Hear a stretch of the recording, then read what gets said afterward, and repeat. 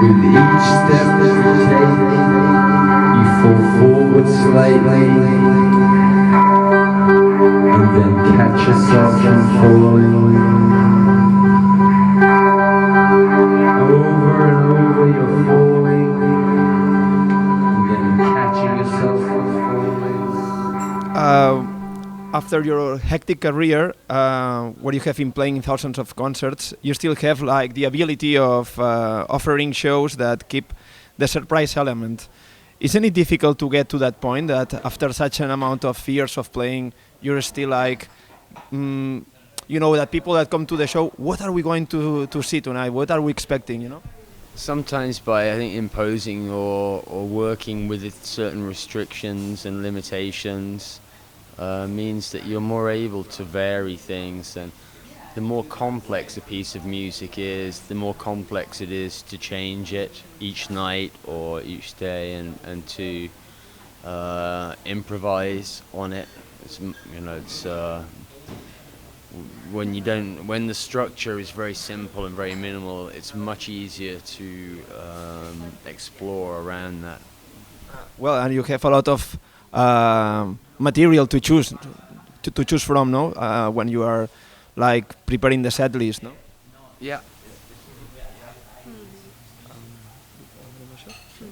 Well, one of the most notable and discussion collaborations that we have made is the Congratulations, the MGMT album. I heard that they asked you to be the mentor of the album, but you decided only to produce it. Can you make a little resume of how that went, please?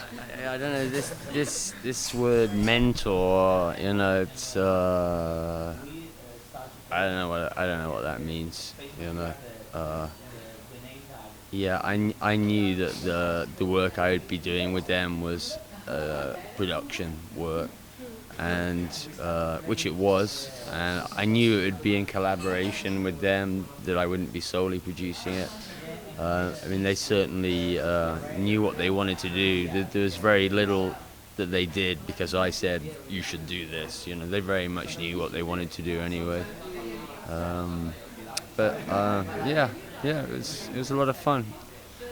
The album sounds quite British instead of American. You were responsible for that, or they already have the idea? They're all their music tastes pretty Anglophile. They've got wide music tastes, but they like a lot of English stuff. Yeah, from the punk new wave era and psychedelic era stuff. And then I knew a lot of stuff which they hadn't heard, but I thought that they would like from hearing what I knew they liked and hearing their songs. It was easy to point out things that I was surprised they hadn't heard. Talking about collaborations and productions, how do you decide whether to work with someone or not? You have been like doing things with Yo La Tengo, Dean & Britton, many others that play different types of music. You seem to be very eclectic in this sense, and even for your own projects. They're just people who are, usually who I like as people, and I like their music, so it's just a fun thing to do. It's very, like, I've been working with Cheval Sombre, this guy from upstate New York, and we've just been recording second album with him, and again MGMT have been very involved in that. I've been using their studio in Brooklyn, and very generously made it available for Cheval Sombre to record. So it starts as something, and it starts as basically something quite basic with just me and him, and then I ask other people, can you do this, and it sort of grows. And but at the same time, sometimes they return like the favor, because they also help you, like when you played in Barcelona, Cheval Sombre and Dean & Britton also did collaborations with you, or? Yeah, well, whenever Cheval Sombre plays and I'm in the area, I always play with him. On the first album, I'm the only other, it's just me and him, and then on this new one, it's mostly me and him, but then Andrew and Ben and Matt and James from MGMT all did different parts on different stuff. They were all big fans as soon as they heard his stuff. So We're talking now about the present, but how was back in 1982, for example, to start Spaceman 3? Was it really difficult? I mean, you were like very. It's not here. It's a question that came to my mind now. I suppose that back then it was really difficult for people to accept. I mean, we had space rock before, but not in the sense that you were like. You know what? it's people, that was the one comparison people would try to grasp at was Hawkwind or something like that. But We love Hawkwind. I love Hawkwind too, but I think we were very different from them. And yeah, by the way, said that he was a really huge fan of Spaceman 3 huh. when we interviewed him quite a few years. Yeah, we did some shows with them. Suicide and us and Hawkwind all did shows in the mid-80s in England. And also we did some shows with Robert Calvert and the Starfighters as well. Yeah, they helped us out early on, it's true. We also have interviewed Mayo Thompson, and he's quite a character. So how was the experience to work with him? He was slightly drunk when we interviewed him, so it was quite difficult to follow his answers. Yeah, I think his answers would probably be quite hard to follow even if he wasn't drunk. He's a very he's very off the wall in a very angular, unique way. You know, he's this strange cross between hippie and Texas redneck. And on one hand, he's, you know, eating big steaks and getting drunk the whole time. But on the other hand, artistically, he does some of the most innovative and cutting-edge stuff. And he rarely gets recognized for what he's done, I think. So, yeah, I'm a massive fan of him and his work. So I've always got on okay with him, but he is cranky. He did recently ask me why we'd never paid him royalties for doing Transparent Radiation and War Sucks. And you mean the EP, the CP that the it's not it's mainly he's talking about Transparent Radiation, but he worked in the music business for a couple of decades. He ran Rough Trade in Germany and in London for years. So I'm like, why are you asking me? You know how it works. I don't. I cover the song and generate income, but your publisher has to collect it from radio stations, all the usual things. I'm the only person that doesn't have to pay him money. Do you understand? Yeah. It's generating it, but it's not my job to collect it as well. So I was amazed when he asked me that.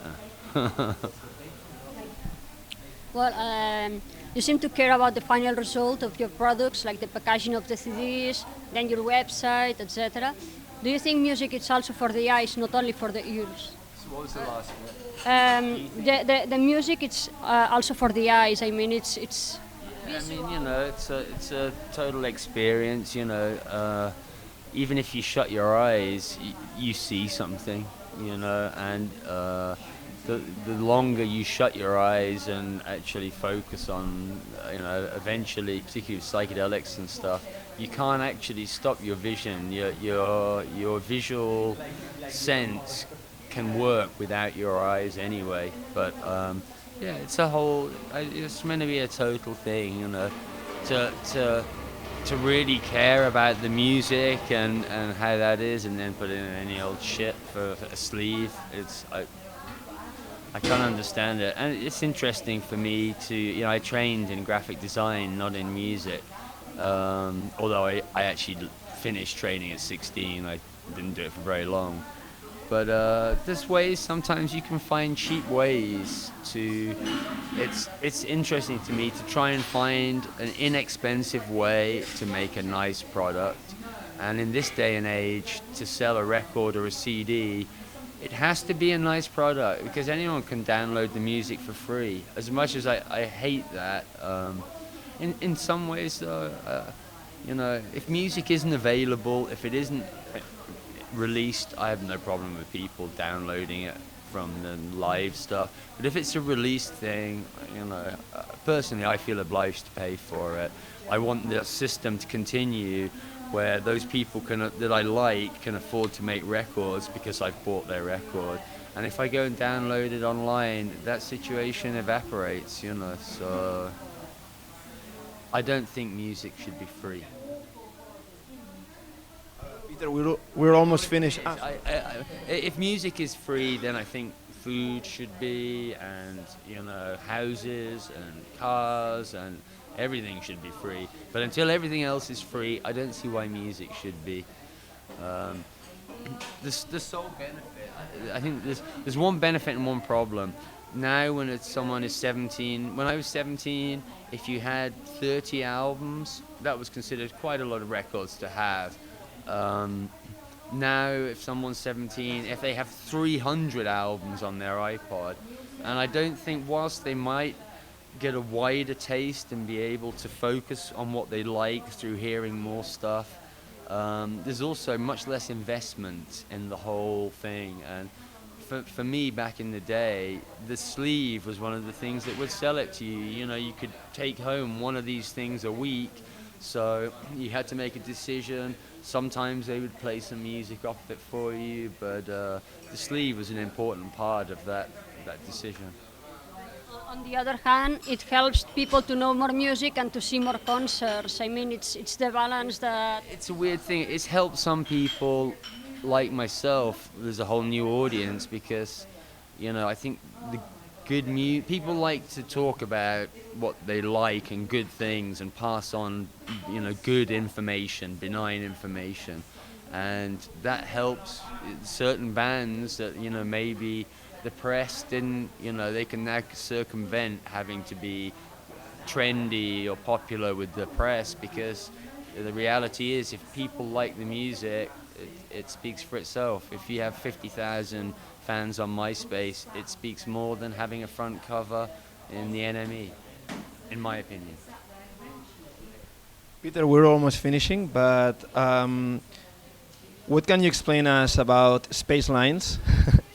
I've got the compilation, but how did you decide to compile it? And you seem to be like to liking music a lot and to have like some kind of special interest into psychedelia, freakbeat, Joe Meek, and a little bit of Blues on there, and there's Bob Italy, I think, and Daniel Johnston. There was meant to be some electronic stuff, but it was almost impossible to fit that in with the other stuff. But some kind of mixtape in this sense?